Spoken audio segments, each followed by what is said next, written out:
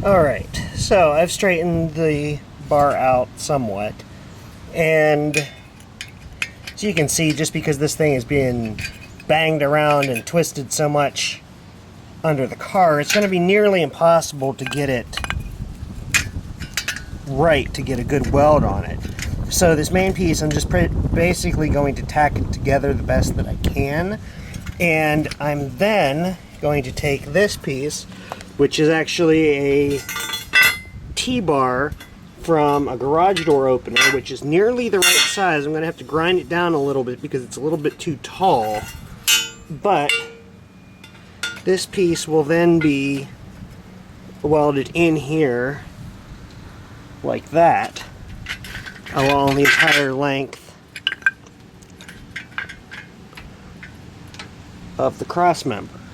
So that should give it plenty of rigidity, and hopefully it'll work. So let me get to work on that, and we'll be back later.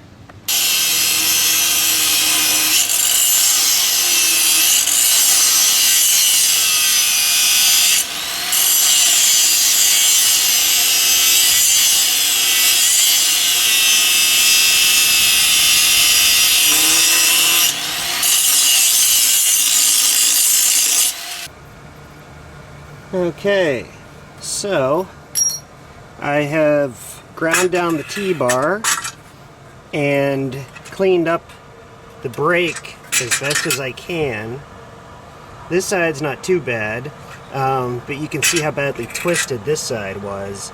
I'm going to see if we can secure the welds on this side and then see if we can hammer that down a little bit so we can get a better weld on this side. But the rest of the bar is nice and straight, and we should be able to get a good nice bead along the bottom on both sides here. So there we go. We'll get the welder out and see what we can do. Alright, so after a few hours work and a shitty ass weld job later, we have the bar together. Now, I probably could have done a better job with just a standard old stick welder, but I had to make do with what I can.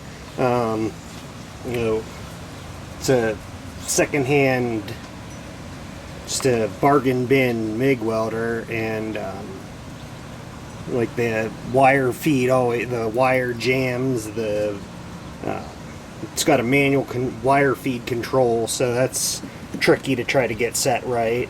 So, but hopefully at least it'll hold together enough to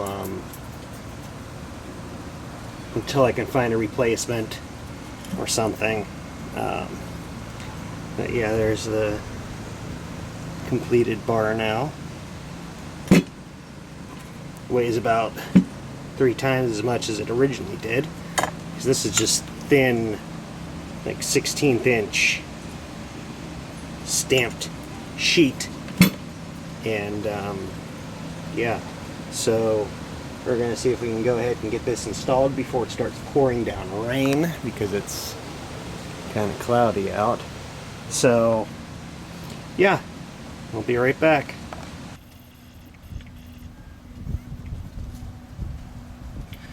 Alright, so we've got it installed again, and installation is fairly the same as removal. Jack the car up a little bit in order to get that bolt in. Put that side in first, but make sure that this side here is somewhat in position, and then put this side in. The only issue that I had was that I had to wiggle the car around to get it to line up and fit, but we're in, so we're gonna go and take it for a spin and see how it works.